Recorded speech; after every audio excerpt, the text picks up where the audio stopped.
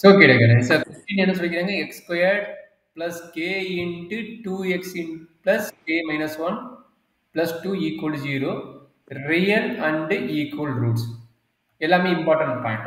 Real and equal ரூட்ஸுக்கு என்ன formula? Delta note பண்ணுவோம்.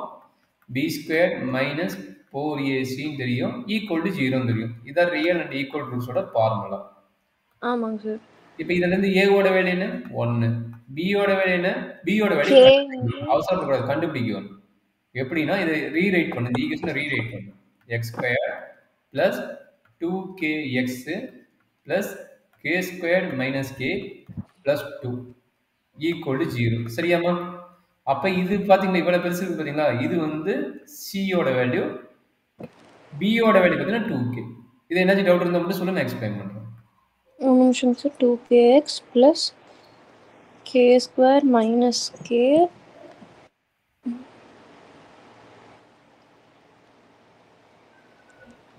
பிளஸ் சார், எதுக்கு நம்ம K square minus k plus 2 அந்த எல்லாத்தையும் சியா எடுக்கிறோம்? பியா கூட எடுக்கலாம்ல?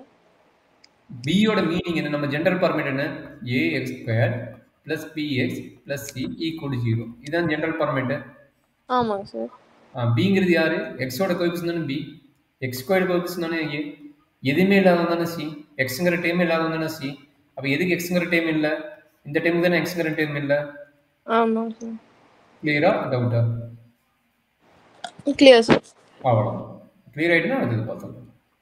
அப்போ அப்ளை பண்ணுங்க. B square 4k square minus 4 into ஏவோட விலைன்னு 1, ஏவோட விலை 1, அதனால் அதை விட்டுட்டேன்.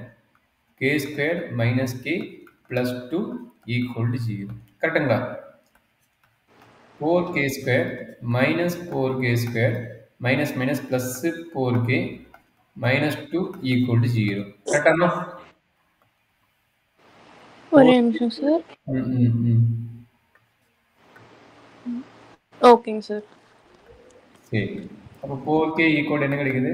2 கிடைக்குது. k is equal to 1/2. அவ்வளோதான் இந்த ப்ராப்ளத்தோட ஆன்சர். ஸோ நம்ம எப்பயும் பார்க்கும்போது எக்ஸுங்கிற டேம் தனியாகவும், கேங்கிற டேம் தனியாகவும், சிங்கிற டேம் தனியாகவும் வச்சுக்கிட்டு நம்ம ஃபைண்ட் அவுட் பண்ணோம்னா நம்மளுக்கு ஆன்சர் கிடைச்சிடும். சரி இடக்குன்னு